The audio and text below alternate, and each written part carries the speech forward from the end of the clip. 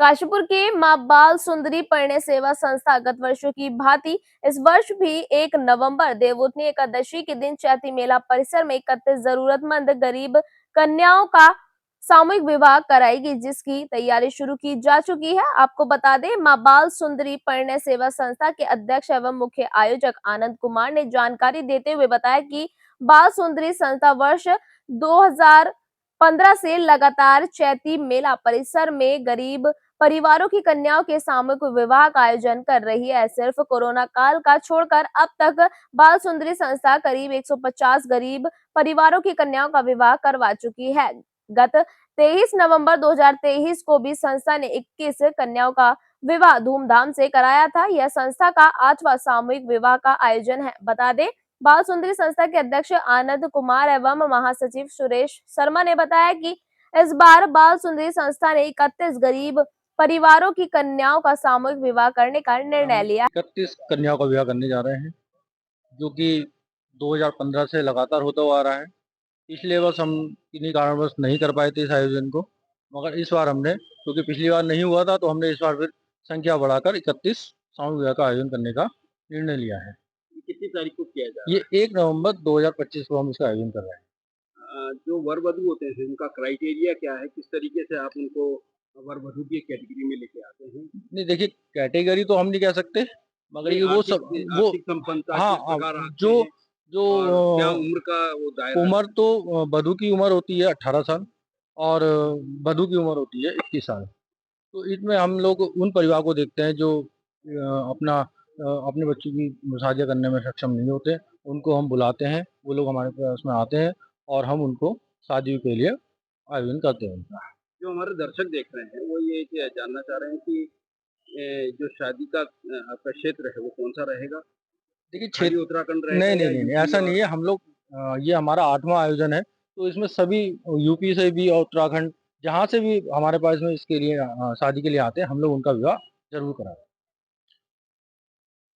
क्योंकि बहुत बड़ा आयोजन है, जी, जी। इस आयोजन को संपन्न कराने के लिए आपके पास जो आपकी जो संस्था है, उस संस्था किस प्रकार से आगे बढ़ रही है, किस प्रकार से सहयोग की उम्मीद देखिए, इसमें सहयोग तो सभी का सहयोग मेरे पास में होता है।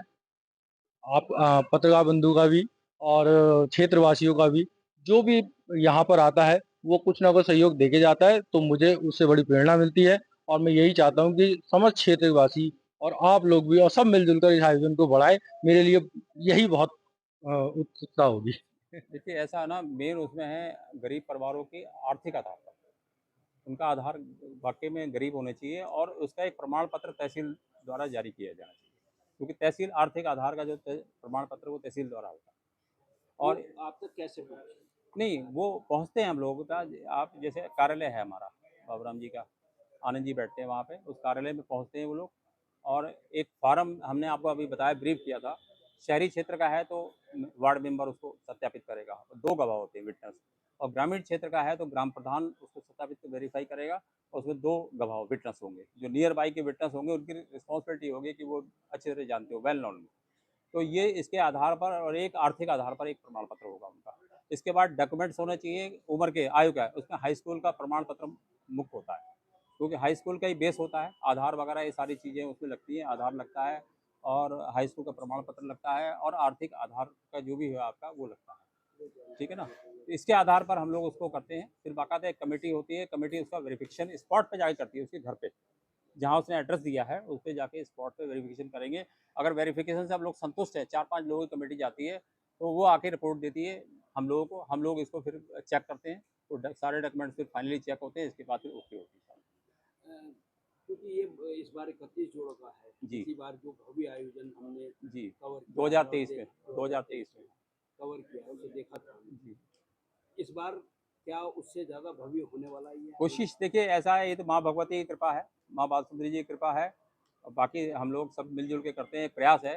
बाकी तो सब ईश्वर के हाथ में होता है, माँ भगवती है ना। हम लोग एक करता धरता है, बाकी जो कुछ करता है माँ भगवती बाल सुंदरी देवी की कृपा से, इसीलिए इसका संस्था का नाम माँ बाल सुंदरी। उनके परिवार द्वारा ये बीड़ा उठाया गया है और भगवान की माँ भगवती की कृपा से बीड़ा लगातार चला आ रहा है और भगवती से यही प्रार्थना करेंगे कि आगे भी ये परंपरा जो है चली रहे और इसमें सभी शहर के लोगों का भी सहयोग रहता है। जिसके द्वारा यह कार्य हम लोग कर पाते हैं।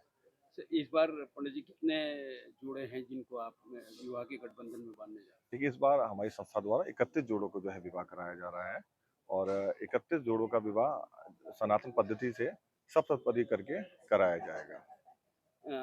पिछले वर्ष कितनी कन्याओं का विवाह किया था आप लोगों ने? पिछली बार 21 जोड़ों का विवाह कराया गया था और इस बार 31 जोड़ों का विवाह होने जा रहा है। ये बहुत बड़ा आयोजन होने जा रहा है क्योंकि एक परिवार एक शादी करने में महीनों सालों गुजर जाते हैं, तब जाके तैयारी होती है। 31 परिवारों के जोड़ों की तैयारी को लेकर किस प्रकार से आपकी संस्था काम कर रही है? देखिए, सबसे पहले तो माँ भगवती की विशेष कृपा है, क्योंकि बिना भगवती की कृपा से कुछ भी संभव नहीं है और उसके साथ-साथ में संस्था के साथ-साथ में सभी शहरवासियों का, आप लोगों का सहयोग रहता है और एक यज्ञ है। इस यज्ञ में सभी की आहुति जो है रहती है और माँ भगवती की कृपा से बड़े अच्छे और भव्य रूप से ये कार्यक्रम संपन्न होता है।